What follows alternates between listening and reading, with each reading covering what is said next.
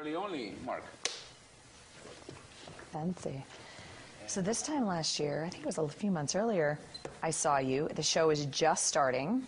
Yeah. And you guys were, it was just so new. So a year later, I think you guys won Teen Choice Awards. And I mean, you have so many fans. It's unbelievable. How's it feel? It's crazy. I can't believe it's been, what, a year and a half, almost 2 years since we started the show and since I read the script for the first time.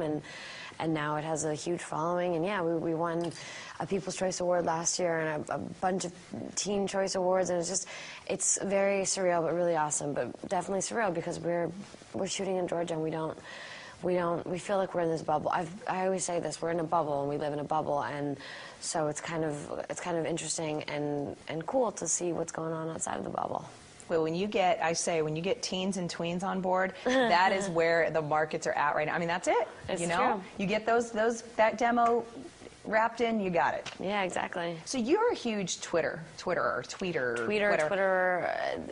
Yeah, I'm a tweeter, I guess. We were just talking about just the social network aspect of everything, and when you do get a hit show, is that nice for you, or do you connect with the fans a lot? The Social Network, it was a great movie.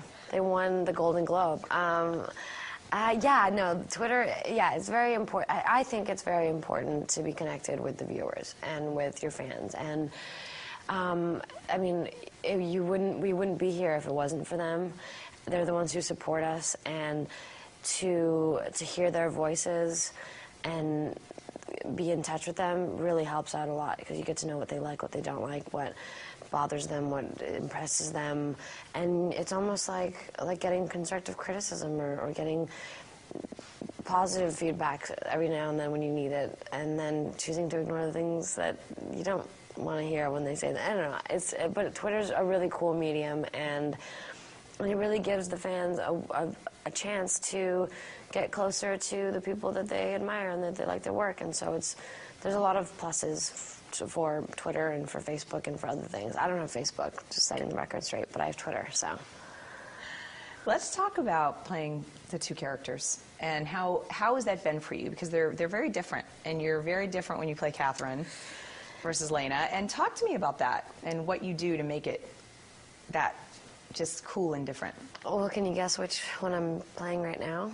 Who I am? Oh, I hope not Catherine. Because I'm interviewing you. Let me see Elena. Well, it's usually the superficial distinction is the curly hair and the tight clothes and the heels for Catherine versus like the Converse and the t-shirt and jeans and the straight hair, kind of laid back feel for Elena physically.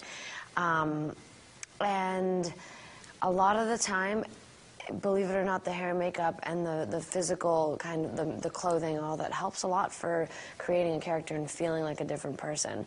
And I learned that when I was doing theater and when I was doing scene study years ago when I was training. Every aspect really, really changes the way you walk, the way you talk. And as soon as I put those heels on, as soon as I look like this other person, I feel like another person. And Catherine, I mean, they have a lot of differences. One is crazy, and she's maniacal and vindictive, but really snarky and fun and flirty. And she's a confident 21st century woman. But to get to the 21st century, she's lived through many centuries. So she's lived a long time and learned a lot, and she's a strong woman, and she's a force to be reckoned with. So I don't envy anyone who has to be in Catherine's path and fight her, I suppose. But with that said, I play Elena, who is directly in her path and has to fight her all the time.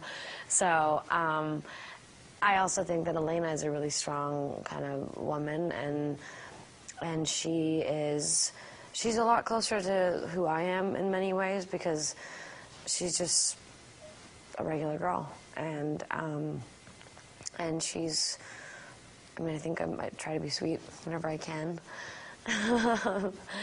but she's a fighter, and she's a trooper, and she's courageous, and she's just like, she's also another version of a 21st century strong woman. Internationally, it's huge. It's big. I mean, this isn't just, a lot of shows do really well here. They don't necessarily translate well internationally. Mm-hmm. And this is one of those shows that you have fans all over the world. Have you noticed that? I know you say you live in a bubble, but are you aware of the fact that it's that big? I think that what gives us that awareness is also Twitter. The people from Argentina or from Russia or from Japan, people send us tweets from all over the world saying that the show is huge there and that it's doing really well. And I mean, I'm from Bulgaria, so I'll hear from a lot of Bulgarians that'll be there. And unfortunately, this show hasn't started airing yet. Hopefully, they're all kind of asking me, when is it going to be on TV here in Bulgaria or in Tokyo, or there's a lot of places that it still hasn't reached.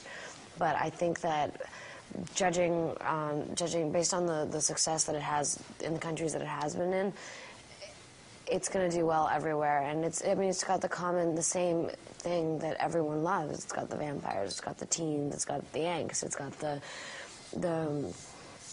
cute boys and the vampires and the werewolves, and it just has all these different elements that a lot of people love and want right now. So it's been doing well across the board, which is really cool. It's rare and really cool, but we're still in that bubble.